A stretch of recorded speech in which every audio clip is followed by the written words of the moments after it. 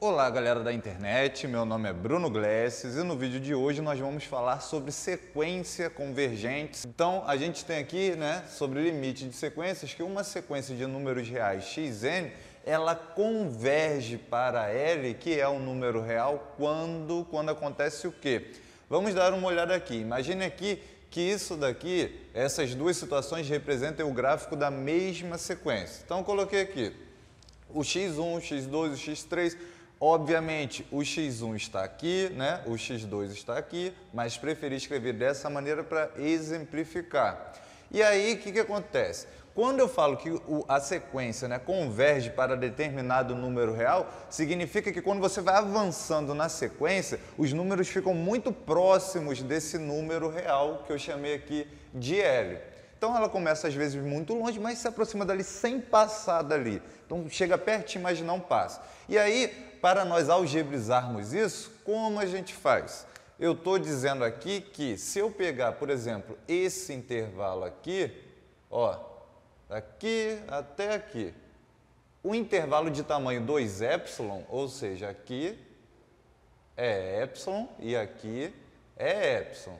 Esse intervalo de tamanho 2ε, ele começa em L menos ε e termina no L mais ε.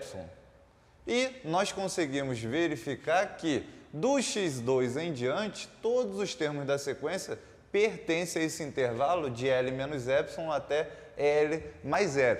Mas o que acontece se nós diminuirmos esse intervalo? Se eu tomar um êpsilonzinho menor. Imagine aqui, diminuir o tamanho desse êpsilon aqui. Então, vou pegar aqui esse êpsilon. Peguei, vou chamar até de êpsilonzinho 1. Então, espero que dê para enxergar daí. Agora, o tamanho não é mais êpsilon, é êpsilonzinho 1.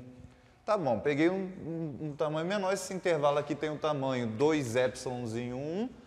Ele começa aqui no L menos êpsilonzinho 1 e termina aqui no L mais êpsilonzinho 1. Olha só, o x1 já não pertencia a um intervalo que eu determinei. Mas o x2, nesse caso, ele já pertence a esse intervalo L menos ε, L mais ε. E a partir do x2, todos os termos da sequência pertencem a esse intervalo, que é bastante grande.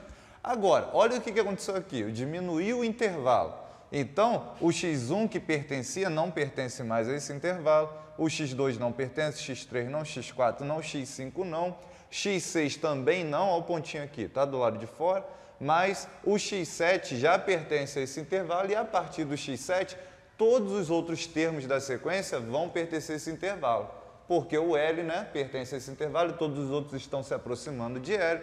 Então, é isso que acontece. Então, dado um êpsilonzinho bem pequenininho, nós conseguimos mostrar que a partir de certa ordem, que a partir de certo termo, todos os termos da sequência pertencem a esse intervalo que a gente estipulou, dando um êpsilonzinho pequenininho. Então, como nós escrevemos isso? A gente escreve que, dado êpsilon, porque primeiro a gente dá o tamanho do intervalo.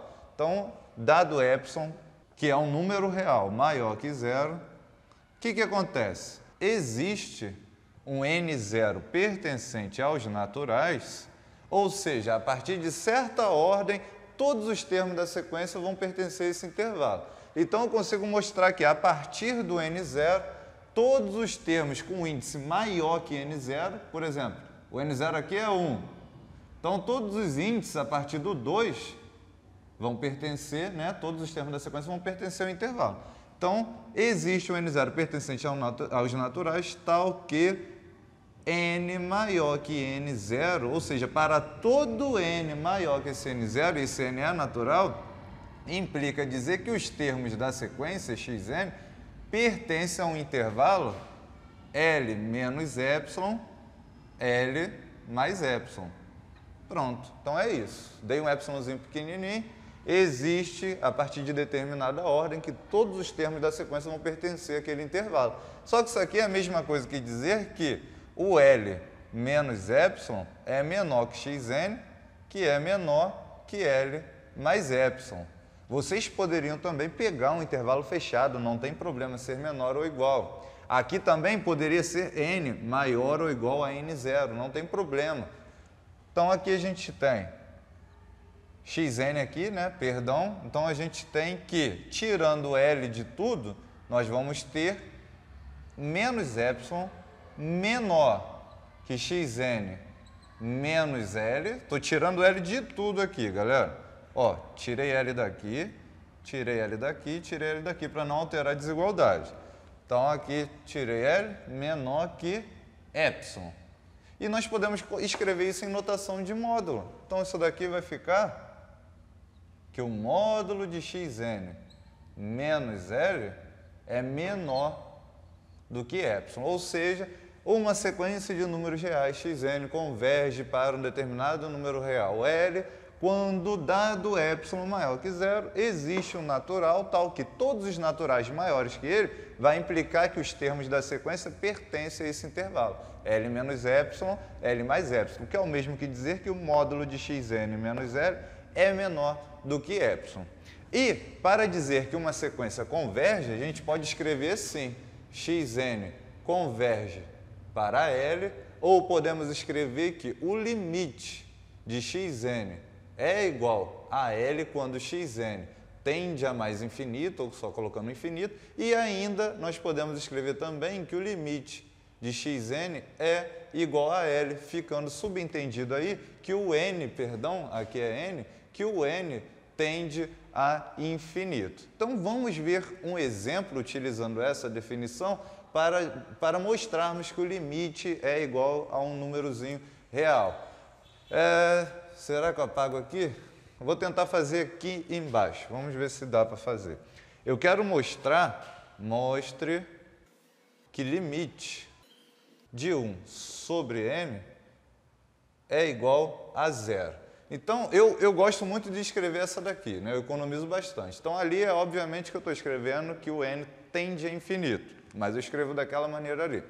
Então, vamos mostrar que o limite de 1 sobre n é igual a zero. Para mostrar isso, então a gente tem que mostrar que, devemos mostrar que, dado um epsilonzinho maior que zero, existe um n0 natural, tal que, para todo n maior que n0, nós temos que o módulo de xn menos L é menor que epsilon. Nesse caso, o xn é 1 sobre n. E o L? O L, nesse caso, é zero. Então, vou substituir aqui.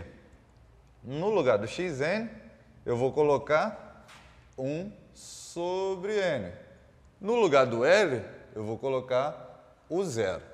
Bem, então, tenho que mostrar que existe esse n0 que implica nisso daqui. E eu falo que eu vou fazer isso roubando, porque eu vou começar dessa parte, do que queremos mostrar.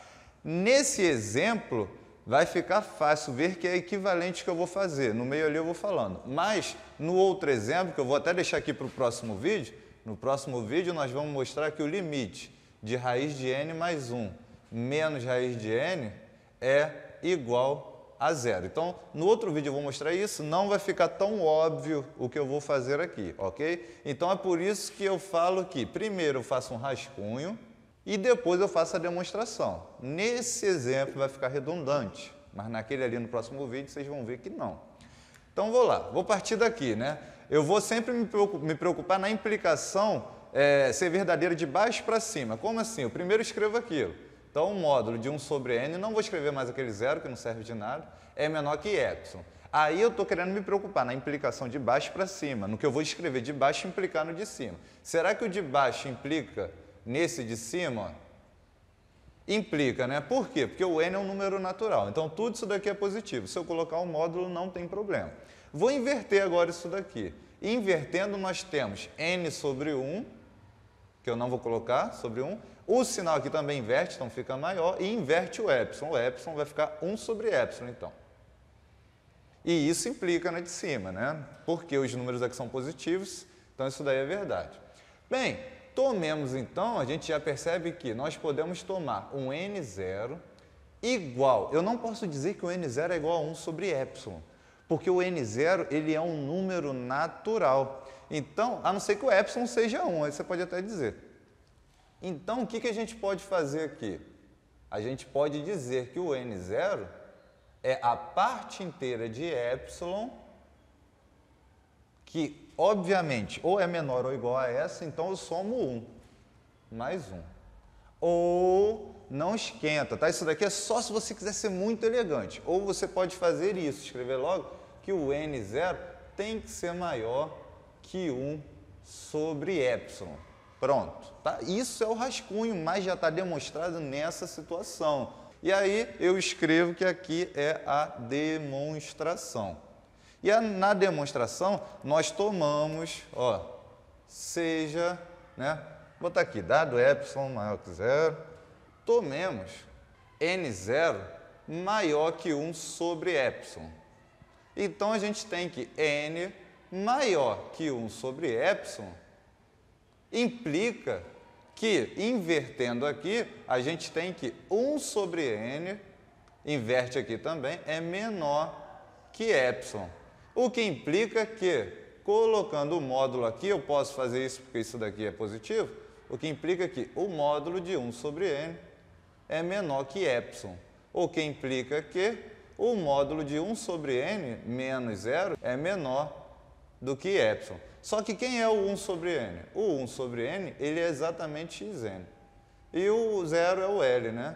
Então, nós conseguimos mostrar que o limite de 1 sobre n é igual a 0 pela definição. Então, um abraço, galera. Curtam o vídeo, compartilhem, inscreva-se no canal. Se puder ainda, clique nos anúncios. Obrigado e até a próxima.